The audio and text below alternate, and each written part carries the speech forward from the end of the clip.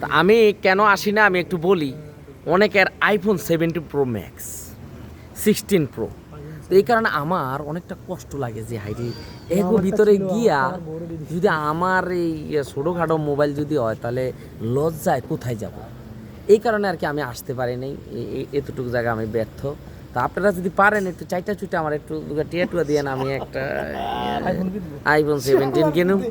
তবে আবার ওই যে আছে আমার মোদির আছে, উনি দিলে কিন্তু সকালে কিনে লাইতে পারি, কারণ উর্ফে হাত আছে, কিন্তু হাত উর্ফে উঠতে আছে না, খালি নিচে নামে।